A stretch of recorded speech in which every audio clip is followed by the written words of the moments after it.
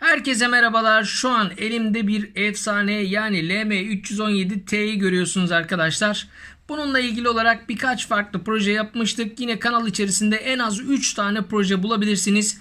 Bu defa sizlerle birlikte LM317T'yi voltajı değil akımı ayarlamak için yapacağız arkadaşlar. LED'lerimiz için sabit akım sürücü yapacağız. Sabit bir akım verecek arkadaşlar. Birlikte sözü fazla uzatmadan projeye geçmek istiyorum.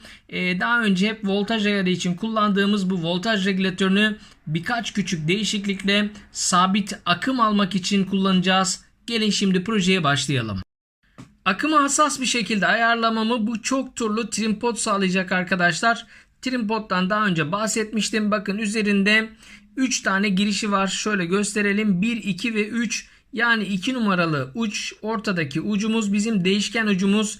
1 ve 2 numaralı uç arasındaki değer buradaki vidayı döndürdükçe değişiyor. Şimdi bunu LM317'mize ekleyelim. Ardından bir akım ayarı yapalım ve birlikte devreyi test edelim.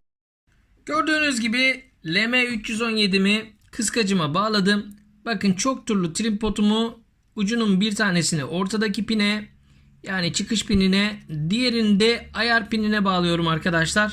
Tek yaptığımız bağlantı da bu aslında.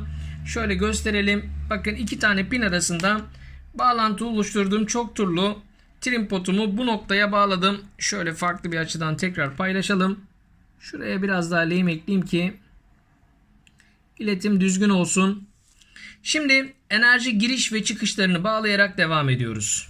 Elimde 3 voltluk ledim var arkadaşlar. Bu ledi şimdi hazırladığımız sabit akım voltaj regülatörüne bağlayacağız. Ardından ayarlama yaparak test edeceğiz. Şimdi regülatörle bağlantılarımızı oluşturalım. Ledimin artı kutbunu bağlayarak devam ediyorum arkadaşlar.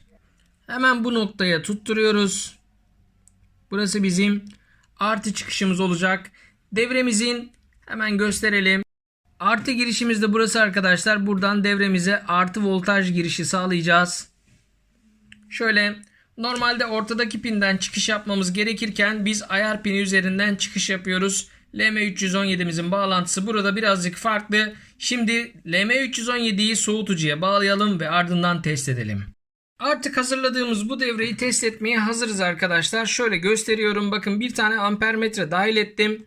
Burada sisteme ayarladığımız akımı göreceğiz. Şuraya bir tane voltmetre dahil ettim. Yine burada da bizim devremiz var arkadaşlar. Hemen bağlantıları oluşturalım. Bu arada buradaki fazlalık kablolar voltmetrenin çalışması için. Öncelikle artı girişimi yapıyorum. Burası benim devremin artı girişi. Burası da eksi girişimiz. Bakın sisteme güç verdim. Şöyle gösterelim. Devre şu anda 10.8 volt ayarlı ve 10.8 volt gönderirken şu anda çekilen akım 0.05 miliamper. Şimdi akımı belirli bir değere sabitleyeceğim arkadaşlar. Rahat görebilmeniz için de bunları yerleştireceğim. Şu an bütün donanımları görebileceğiniz bir açıya aldım. Bu noktada elinizdeki aleti tanımanız lazım arkadaşlar. Örnek veriyorum, benim kullandığım led maksimum 150 ya da 200 miliamper aralığında çalışıyor diyelim. Buna göre gerekli ayarlamayı oluşturuyorum. Bakın buradaki potu çevirerek şimdi amper metreme 150 ila 200 miliamper arasında bir değer ayarlayacağım. Yavaş yavaş çeviriyoruz. Bakın ben çevirdikçe ledimin şiddeti, ışık şiddeti de değişiyor. Çeviriyorum arkadaşlar. Tam 200 miliampere sabitledim. Artık 200 miliamperlik bir gerilim ledime gidiyor. Şimdi voltajı değiştirerek devam edelim. Normal şartlarda voltajla oynadığım zaman çekilen akımın artması lazım. Bakın arkadaşlar, şimdi voltajı yükseltiyorum. Gördüğünüz gibi sisteme 20 volt göndereceğim. Bakın arkadaşlar, şu anda 20 volt gerilim gönderiyorum. Ve çekilen akım hala 200 miliamperde. Voltajı düşürelim. Voltajı düşürüyorum arkadaşlar. Bakın. Voltaj aşağı doğru düşüyor.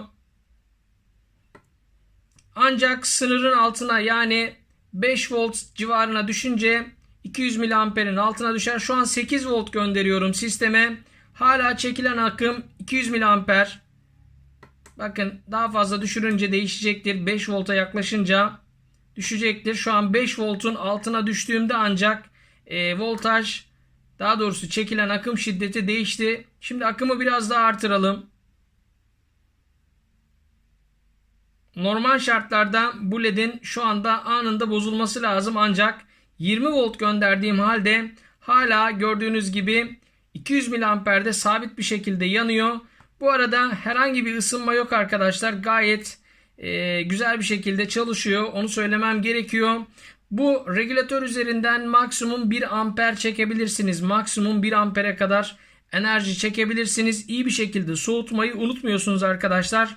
Bu sistemi kullanarak birçok şey yapabilirsiniz arkadaşlar. Lityum iyon pillerin şarjından alın da akımı sabitledikten sonra istediğiniz her şeyi yapmanız mümkün.